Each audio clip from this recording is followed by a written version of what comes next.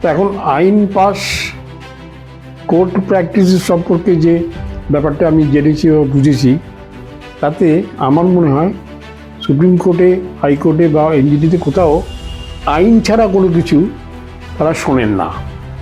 আমার কিন্তু কোনো লয়ার ছিল না, এবং আমি কোর্টকে বললে কোর্ট আমাকে পারমিশন দিতে আমি বলতাম। কিন্তু যদি আমার কোনো আইনজীবী থাকতো তাহলে কিন্তু আমার কোনো বলার অধিকার নেই, এটাই নিয়ম সুপ্রিম কোর্টের। কিন্তু গতকাল আমরা সুপ্রিম কোর্টে দেখলাম যে একজন আবেদনকারী, তার আইনজীবী রয়েছেন, তিনি সওয়াল করছেন, তাকে থামিয়ে দিয়ে যিনি আবেদনকারী তিনি বলতে আরম্ভ করছেন। এবং তিনি কিন্তু কোনো ল পয়েন্টে বলছিলেন না, বা তিনি কোনো কেসলার উদাহরণ দিচ্ছিলেন না।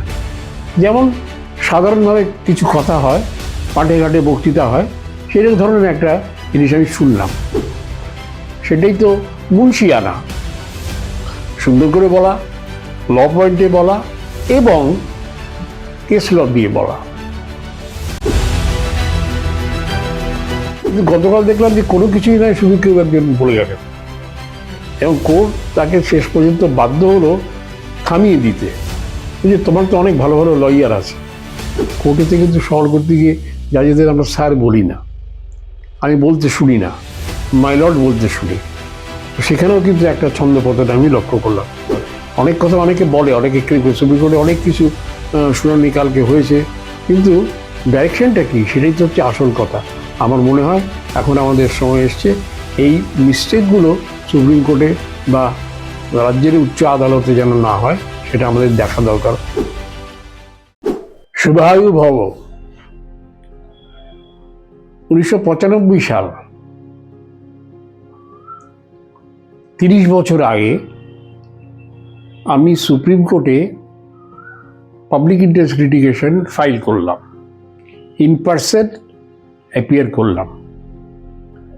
30 বছর ধরে supreme court, Kolkata high court, national green tribunal, principal bench মানে দিল্লির বেঞ্চ, কলকাতা বেঞ্চে প্রায় 100-র মতো মামলা আমি ইন পার্সন করেছি। তো এই যে ইন পার্সন পিল করা সম্পর্কে, আমি কিন্তু লয়ার নই, আইনজীবী নই, কিন্তু যেহেতু আইনের আঙিনায় ঘোরাঘুরি করেছি এবং সুপ্রিম কোর্টে ফাইল করেছি, সুপ্রিম কোর্টে চিফ জাস্টিসের কোর্টে আমি সওয়াল করার সুযোগ পেয়েছি, এবং হাইকোর্ট প্রায় 150টা বিষয়ে আমি করেছি। তো আমার কিছু অভিজ্ঞতা হয়েছে, আমি বলবো আমি কিছু শিখেছি। কেন এই ল প্রফেশনটাই আমার এন্টায়ারলি আমার কাছে একটা শিক্ষকের মতো একটা ইনস্টিটিউশন। তো কোর্টকে অ্যাসিস্ট করাটাই হচ্ছে পিটিশনারের কাজ, যেটা আমি আশা করি ভালোভাবেই করতে পারি। তো কোর্টকে অ্যাসিস্ট করার সময় আমার বিষয়, মানে আমার ফাইল করা 500 পাতার পিটিশন সুপ্রিম কোর্টের চিফ জাস্টিস কী করলেন, তিনি মিস্টার কপিল সিব্বাল, ফালি নারিমান, এফএস নারিমান, এবং সুপ্রিম কোর্ট বার অ্যাসোসিয়েশনের প্রেসিডেন্ট, ক্যালকাটা হাইকোর্টের বার অ্যাসোসিয়েশনের প্রেসিডেন্ট, হাওড়া কোর্টের বার অ্যাসোসিয়েশনের প্রেসিডেন্ট, তাদেরকেও বললেন তোমরা কোর্টকে অ্যাসিস্ট করো, যুক্ত করলেন। এবং তারা আমার ম্যাটারে বলতেন। তারা যখন বলতেন, আমার কিন্তু কোনো লয়ার ছিল না, এবং আমি কোর্টকে বললে কোর্ট আমাকে পারমিশন দিতে আমি বলতাম।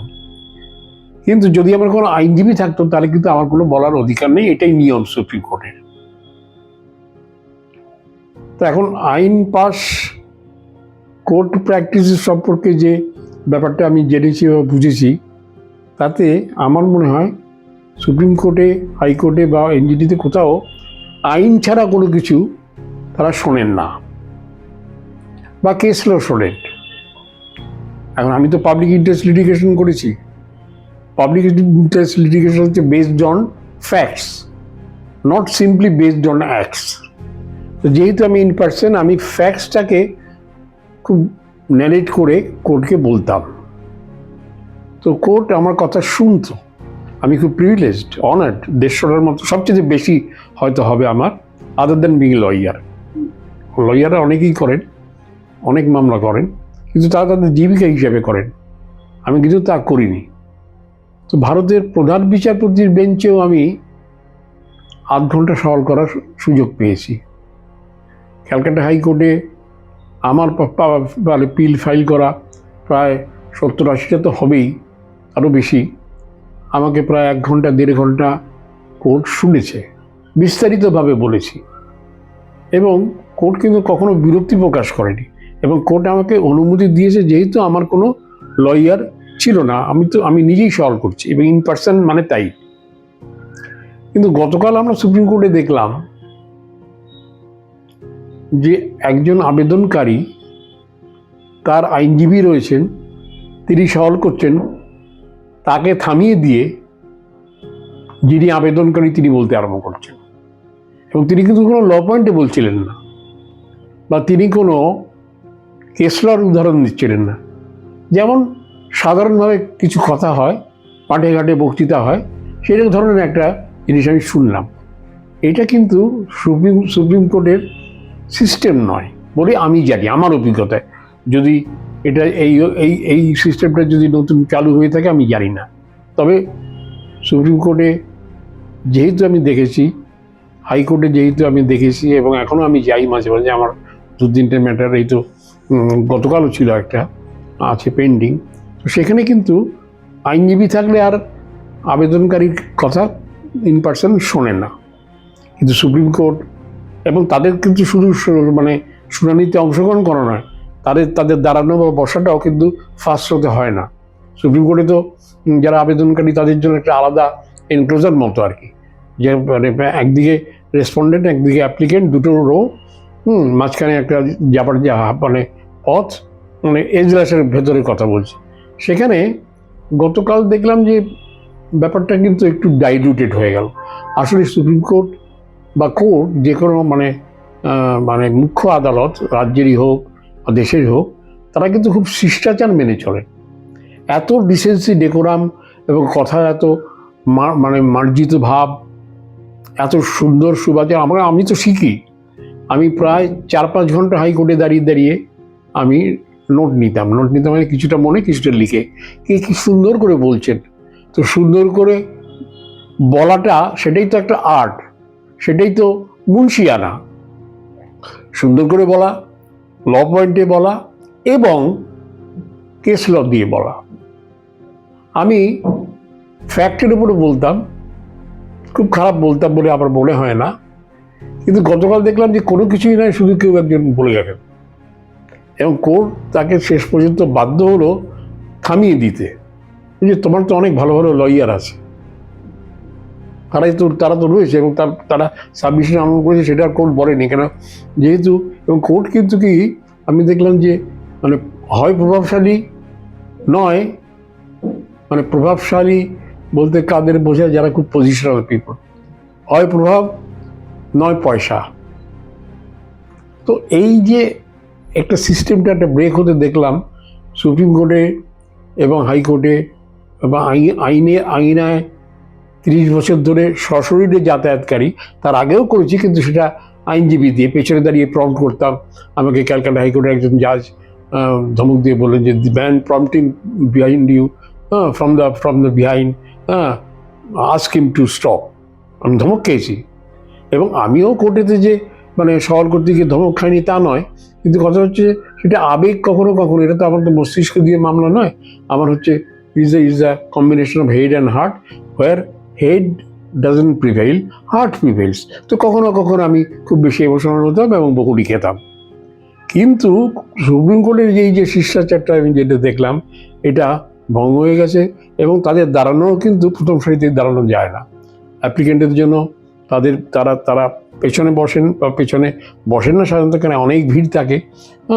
তো দেখলাম সেটাও মানে একটুখানি কেমন যেন দোলচাল হয়ে গেল, যে সুপ্রিম কোর্ট কি তাহলে পরে কিছু কিছু জায়গায় তারাও কি পজিশন চেঞ্জ করেন, কেন করলো আমি জানি না, কিন্তু এটা হলো।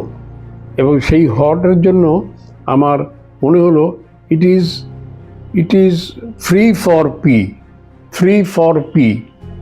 ফর পি মানে হচ্ছে হয় প্রভাবশালী, নয় পয়সাওয়ালি। তো তারাই শুধু রাজ করবে তাতে কখনো হয় না। সেই জন্য জাস্টিস মানে এটা এক বোধহয় একটা ভুল হলো। এবং কোর্টেতে কিন্তু সওয়াল করতে গিয়ে জাজেদের আমরা স্যার বলি না, আমি বলতে শুনি না, মাই লর্ড বলতে শুনি। তো সেখানেও কিন্তু একটা ছন্দপতন আমি লক্ষ্য করলাম।